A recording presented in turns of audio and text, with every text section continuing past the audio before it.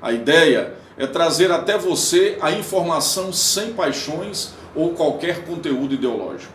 Narraremos os fatos e acontecimentos como ocorreram e faremos uma análise coesa, lúcida e equilibrada sobre eles. Teremos também entrevistas e participações especiais.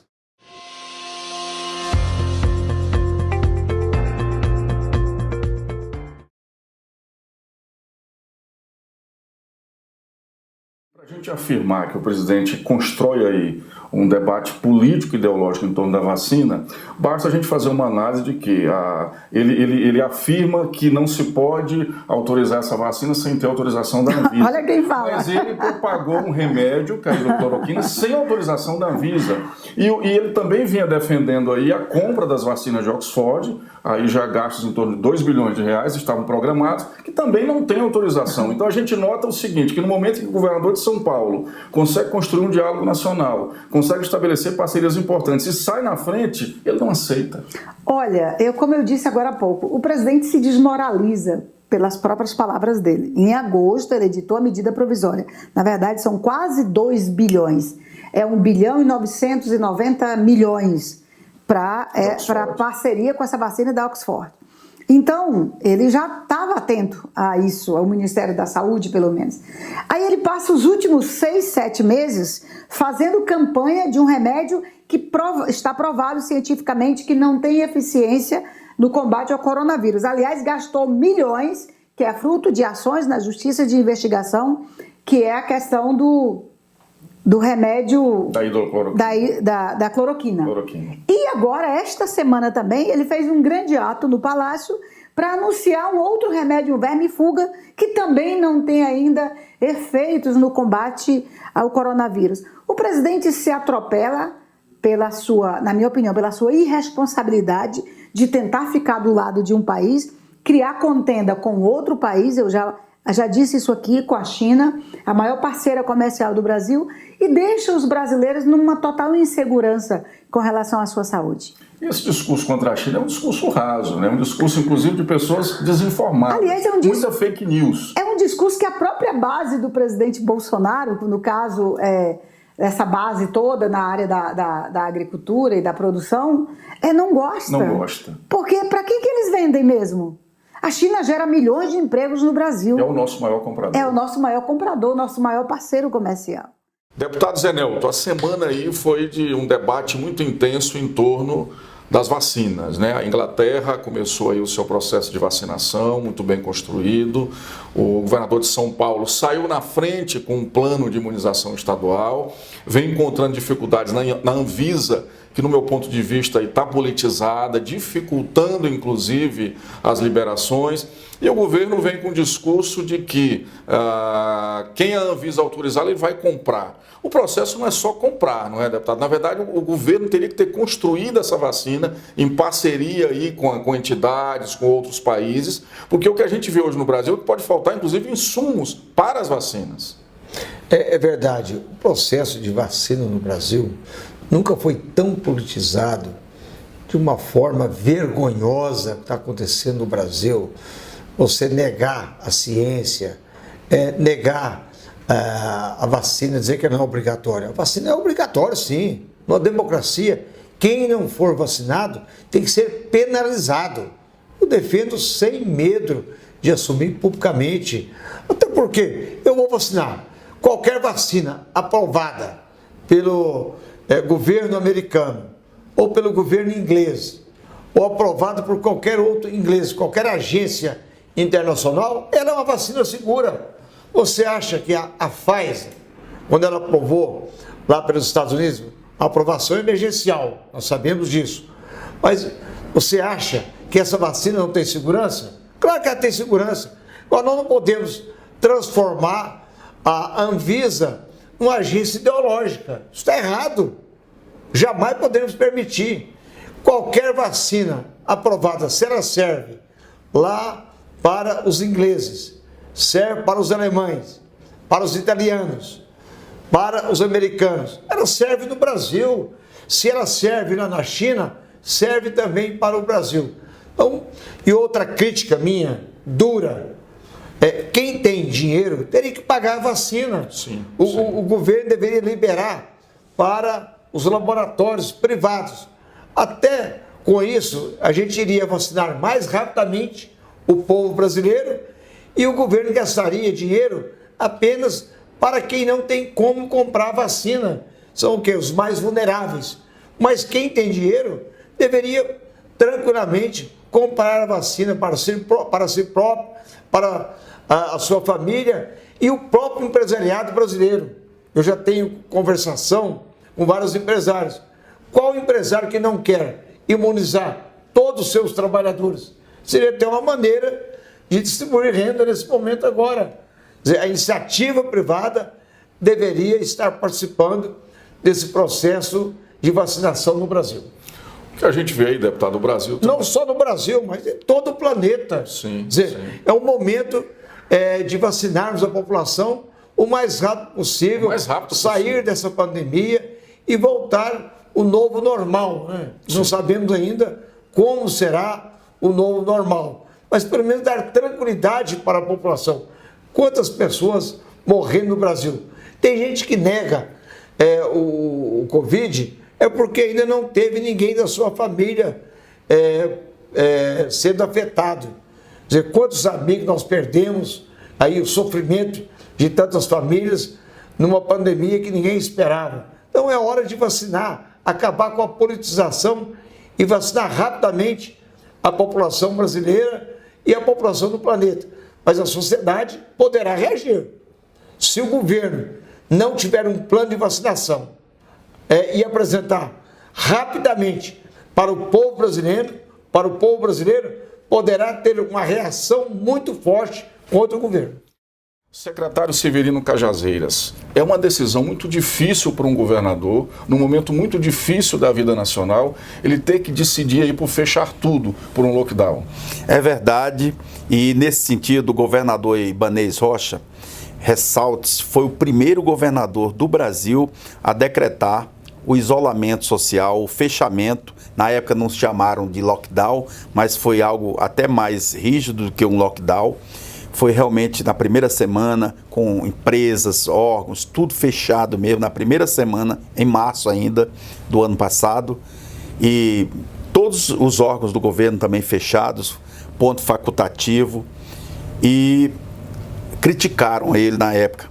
Mas um ponto positivo que eu acho que os governantes têm que atentar para isso é a não politização de uma doença. Eu acho que as pessoas não podem politizar, levar apenas para o lado do palanque esse tema que é tão desgastante para todos os governantes, para todos os gestores públicos, para as pessoas, da dona de casa, ao empresário, ao pai de família, ao professor, todas as profissões. Esse tema é desgastante, é triste e é por isso mesmo que merece o respeito dos governantes, como o governador Ibanez Rocha, aqui do Distrito Federal, tratou esse tema.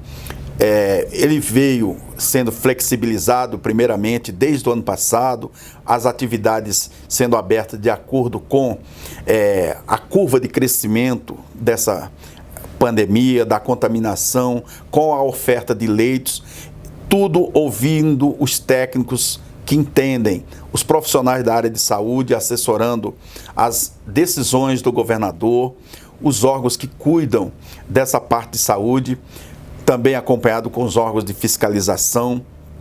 E aí teve um período aí que às vezes aqui tem alguns hospitais de campanha, o principal aqui do estádio Mané Garrincha, que Ressaltes, ele foi de bom proveito no início, realmente quando a curva estava em ascensão, mas aí depois começou a decair e não havia motivos na época para que mantivesse a estrutura caríssima daqueles equipamentos ali. Foram desmontados, mas aproveitados em outras unidades da saúde do Distrito Federal, em hospitais. Nada foi perdido, todas as UTIs que eram utilizadas lá estão sendo utilizadas em outros hospitais, em UPAs aqui do Distrito Federal, em outros unidades de saúde que foram abertas, que precisavam desse atendimento mais especializados, como a da UTI. E agora veio a necessidade realmente com crescimento, e não é só no Distrito Federal, é no Brasil inteiro, porque infelizmente tem alguns brasileiros que acham que isso é só uma gripezinha, e a gente sabe que não é.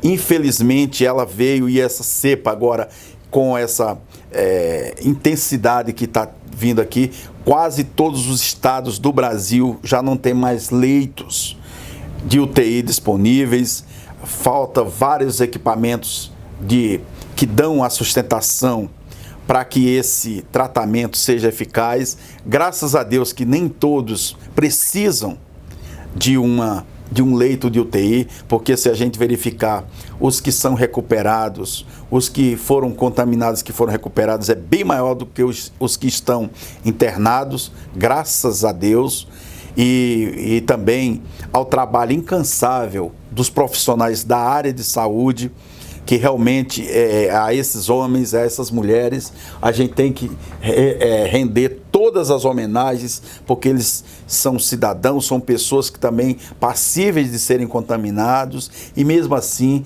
eles se dedicam de corpo e alma, no sentido estrito da palavra, para salvar vidas.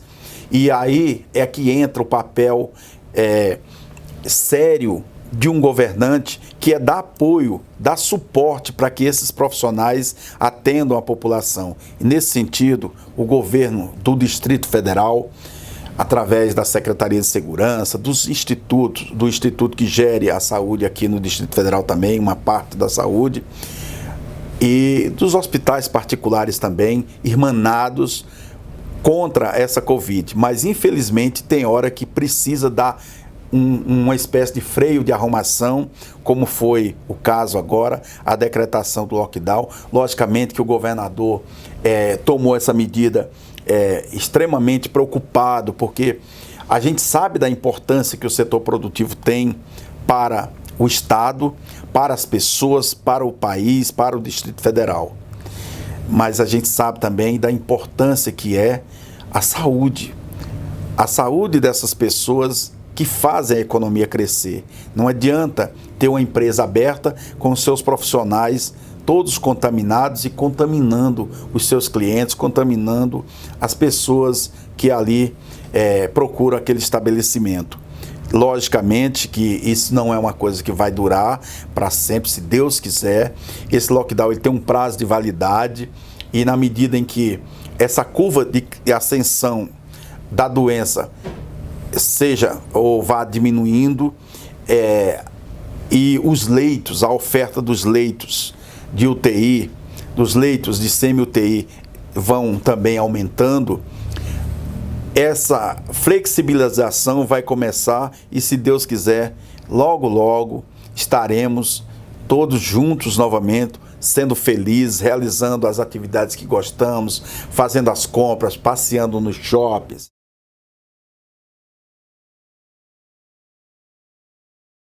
A semana ferveu em Brasília com a decisão intempestiva do presidente Jair Bolsonaro de demitir o presidente da Petrobras. As ações da empresa derreteram e foi um tumulto muito grande no mercado financeiro, com perca aí de quase 100 bilhões de reais da empresa. Deputado Edio Lopes, para a gente fazer uma análise aí dessa decisão do presidente, é interessante a gente destacar inicialmente que o preço dos combustíveis no Brasil, essa decisão não é uma decisão do presidente da empresa. O preço dos combustíveis ele está ali na cotação internacional do preço do petróleo e na cotação também do dólar, não é isso? Exato. Nós costumamos ouvir de que o Brasil tem o petróleo mais caro do planeta. É costume a gente ler isso nas redes sociais. Isto não é uma verdade. O preço do combustível no Brasil, ele está equiparado ao preço do combustível na maioria das nações. Japão, Estados Unidos, a maioria das nações. O que nós precisamos ver aqui, e eu acho que aí talvez o presidente Bolsonaro tenha algum resquício de razão nessa intempestividade, como você classificou, é de que nós somos produtores. Então, ao sermos produtores e produzirmos praticamente todo o petróleo que precisamos, com algum excedente de exportação ainda, é de se imaginar que nós não deveríamos estar 100% presos ao mercado internacional. Agora, é preciso nós também falarmos de que a questão petróleo é uma questão tão complexa, tão emaranhada no mercado nacional e internacional, que nenhuma nação está inteiramente livre da discussão desse mercado, sendo produtora ou não. E nós temos o exemplo da Venezuela, que é um exemplo que nós não podemos nunca nos afastar.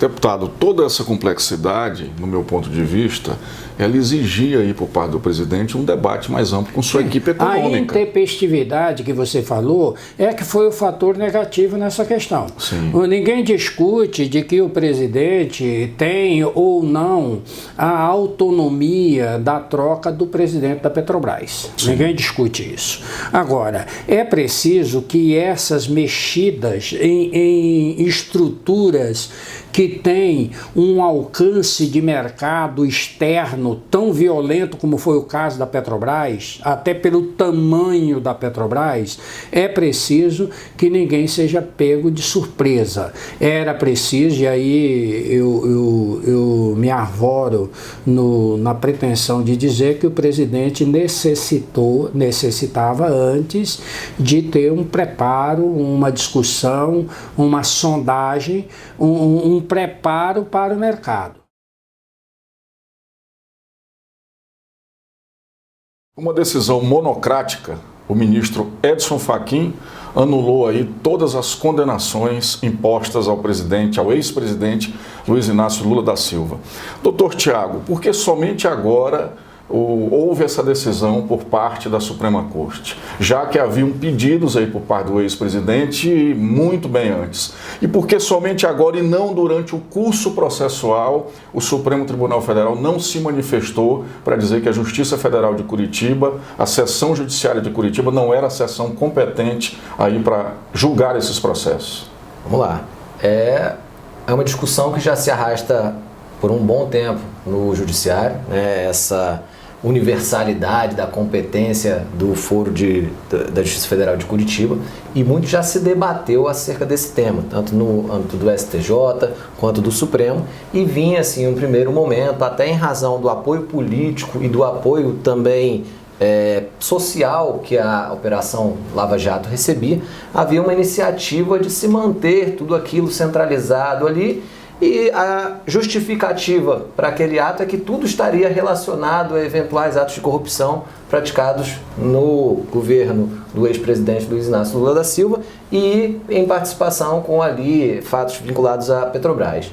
Isso muito se discutiu e vinha se mantendo aquela compreensão de que era o foro competente. Mas agora, num momento ímpar da nossa justiça, o ministro Edson Fachin, monocraticamente, como você bem ponderou, ou seja, né, ele sozinho, não é uma decisão colegiada, ele sozinho decide em sede de embargos declaratórios, ou seja, um recurso que se presta a sanar omissão, obscuridade ou contradição, ele decide o mérito afastando a competência, reconhecendo a incompetência do juízo lá da seção judiciária de Curitiba e anulando todas as condenações que foram proferidas contra o ex-presidente Lula.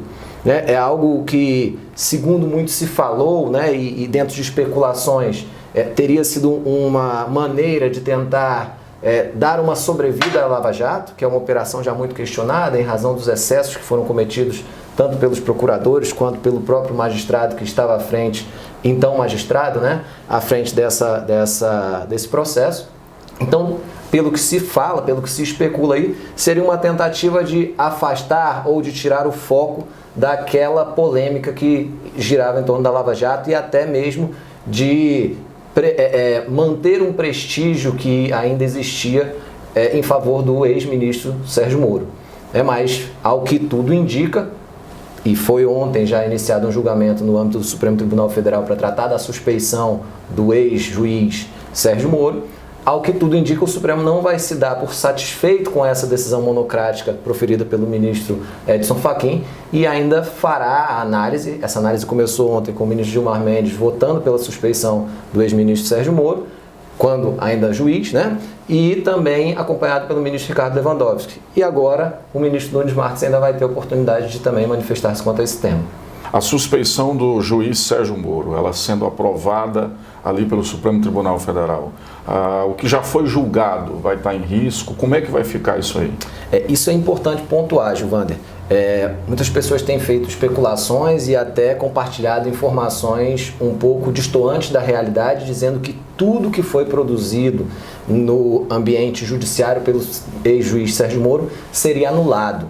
Não é isso. O que foi reconhecido, que está, pelo menos, com um empate ainda e com uma expectativa de que esse julgamento tenha um desdobramento para reconhecer essa suspeição do ex-juiz Sérgio Moro, é apenas e exclusivamente com relação aos processos do ex-presidente Lula.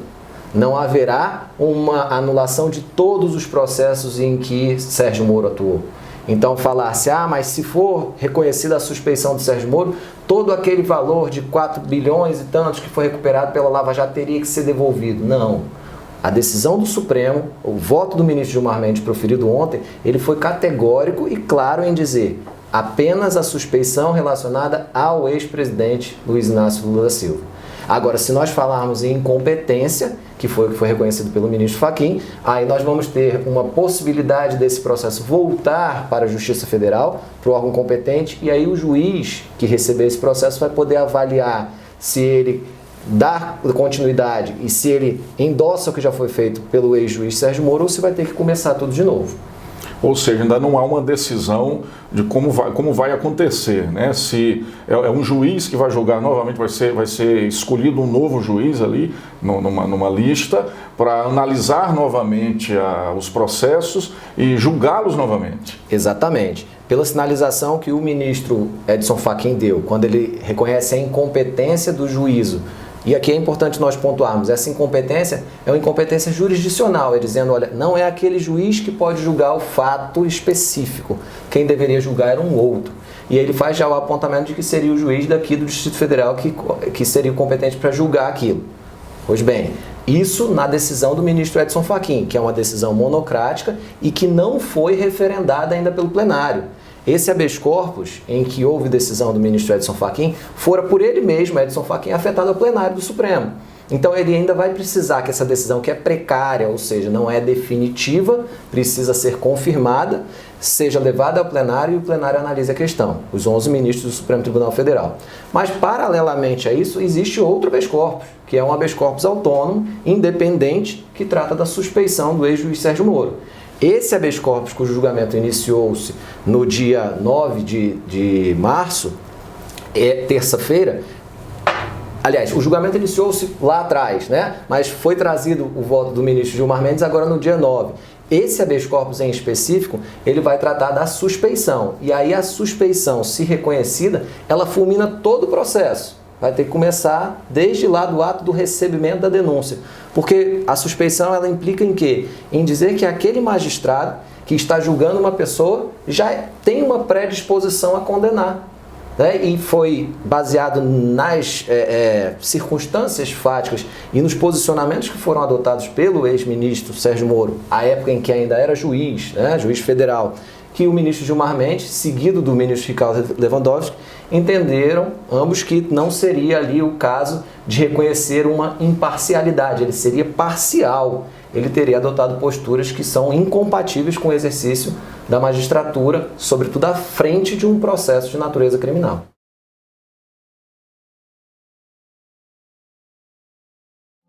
Para a maioria dos especialistas, o sistema tributário brasileiro ele é complexo e regressivo. Regressivo porque ele, na verdade, atinge as pessoas mais pobres, que gastam a maior parte da sua renda com o pagamento de tributos. A complexidade está no fato de nós temos mais de 90 impostos, cada um com uma particularidade própria, o que dificulta a vida das empresas. Deputado, conciliar essa situação é o caminho para se construir um novo sistema tributário para o Brasil? Bom, então vamos tratar as duas questões. Primeiro, a complexidade, que hoje o direito tributário ele vem da Constituição, ele vem de lei complementar, de leis ordinárias, de decretos, portarias, instruções normativas. Portanto, é um cabedal de legislação que as empresas e o próprio consumidor não tem nem ideia de quanto efetivamente ele paga. E uma empresa que porventura atue em mais de um estado, aí é que a coisa complica mais ainda, porque a legislação do ICMS, do Imposto sobre Circulação de Mercadorias e Serviços, de um estado, não necessariamente é a mesma de outros estados. Obrigações acessórias, o que é uma obrigação acessória? Que é aquela que, mesmo que você tenha pago o tributo, mas você não mandou o relatório adequado, você é multado como um percentual do faturamento, Gilvander. E isso gera despesas e tira competitividade das empresas brasileiras. Portanto, você simplificar o sistema tributário brasileiro é necessário e é urgente. No entanto, a Câmara dos Deputados está cometendo um erro muito grave, na minha avaliação, de só discutir a união de impostos, 5 impostos em um, né, o PIS, COFINS, o IPI, o ICMS e o ISS, juntar 5 em um imposto, para poder tentar simplificar essa complexidade que você acaba de me referir e eu dando ênfase aqui nesse exato momento, mas a reforma tributária ela não pode se limitar a isso. O Brasil tem um sistema, dos 142 países que o Banco Mundial analisou o sistema tributário, o Brasil é o 3º pior do mundo, pior no sentido de maior regressividade. O que é regressividade para as pessoas entenderem? O mais pobre, ele consome maior parte da sua renda, ou totalidade da sua renda, ela é voltada para o consumo. Os mais ricos, parte somente da sua renda é que é destinada ao consumo. Dos 2 trilhões e 100 que o Brasil arrecada nos 3 níveis de impostos, município, estado e união, 1 trilhão e 100 é do consumo, ou seja, mais da metade da arrecadação tributária é no consumo. Como o pobre, proporcionalmente, parte da sua renda, ou quase totalidade, é no consumo, por isso que se diz no Brasil que o sistema é regressivo, ou seja, o pobre ele paga mais imposto, como proporção da sua renda, do que paga o rico. Então esse é um sinal, nós temos que sair de uma essência, como é a nossa PEC 45, de tratar somente de unir impostos. E eu sei que é relevante, e nós vamos fazer isso. Agora, temos que tratar o imposto sobre propriedade, que só arrecada 97 bilhões, e aqui já vem, meu caro Gilvander, o primeiro absurdo. Você, como é um cara que tem um salário, está bem de vida hoje, por enquanto, quando você compra um carro, você tem que pagar o IPVA. Qualquer trabalhador brasileiro que comprar um carro, ele tem que pagar o IPVA. Pois bem, quando um rico compra um barco, compra um helicóptero, compra um avião, pois a legislação brasileira diz que ele paga 0 de IPVA. Onde é que nós estamos? Que país é esse? Segundo, vamos para a cesta básica. Na cesta básica, em tese, é para você ter produtos que a classe menos favorecida, ela com um imposto menor, ela possa comprar o produto mais barato. Pois bem, pois inseriram produtos nessa cesta básica que é um crime. Por exemplo, professor Mauro Filho, muito simples. Vamos lá, o queijo suíço. Gilvander, não sou nada contra. Quem tome lá um vinhozinho com queijo suíço, não tem problema. Mas o queijo suíço, ele paga 0 de PIS/COFINS. Como é que pode? Enquanto outros produtos da cesta básica pagam IPI. O salmão. Já pensou uma coisa boa? Um salmão grelhado no molho de alcaparras? Sensacional. Pois o salmão paga 0 de PIS/COFINS, enquanto outros produtos da classe mais pobre paga PIS/COFINS. E um filé mignon são 59 produtos que são desonerados do PIS/COFINS que tem que ser tratado. E o último ponto, para a gente poder continuar, o imposto de renda. O imposto de renda, nós assalariados, como você já falou, eu sou professor com muito orgulho da minha querida Universidade Federal do Ceará, lá quando eu recebo o meu salário, eu pago imposto de renda. Como você paga imposto de renda, como o trabalhador brasileiro, do que ele recebe, a não ser do salário mínimo, ele paga, ele que não pagaria, mas todos nós pagamos o imposto de renda. Pois bem, quando um banco ou uma empresa de grande porte distribui dividendos para os seus acionistas, inclusive pessoa física, por exemplo, quando os bancos vão distribuir esse ano, estão agora impedidos pela pandemia, mas os bancos iriam distribuir ou vão distribuir em dezembro ou em janeiro 52 bilhões de reais de dividendos. Pois bem, eu conheço pessoas físicas que vão receber esses dividendos pagando 0 de imposto de renda, 500 milhões de reais. 400 milhões, 100 milhões de reais. Que país é esse? Então, nós que ganhamos um salário menor pagamos imposto de renda e aquele que ganha 500 milhões de dividendos paga zero de imposto de renda. Então, a reforma tributária, se ela for caminhar somente para unificar imposto, repito, isso é relevante, isso é um papel importante, inclusive o presidente da nossa Comissão de Reforma Tributária, deputado Hildo, também está muito preocupado com essa questão, como o relator, o deputado Aguinaldo, enfim, mas a gente tem que trazer essa outra parte para o centro das nossas discussões, porque senão nós vamos perpetuar essa injustiça fiscal que o Brasil tem hoje no seu sistema tributário. Não seria, então, deputado, o caminho para resolver esse problema a debater, criar um novo sistema tributário para o Brasil? Não tem nenhuma dúvida. O Brasil há muito tempo, a reforma das reformas, que alguns dizem que é a reforma política, nós entendemos, eu particularmente entendo que a reforma da reforma é a reforma tributária no Brasil. A mais importante. A mais importante. Por quê? Porque ao termos uma reforma tributária que venha equalizar, que venha fazer um balanceamento da arrecadação e distribuição de tributos entre os 3 entes da federação, nós aí teríamos o equilíbrio econômico, uma melhor possibilidade de equilíbrio social e aí nós então teríamos um campo mais propenso para fazermos as demais reformas. Sem equilíbrio financeiro, sem equilíbrio econômico, sem equilíbrio social, que depende deste aqui, qualquer outra reforma seria bastante complicada. As nossas liberdades individuais, o nosso direito de ir e vir, são conquistas importantes da democracia que devem ser mantidas.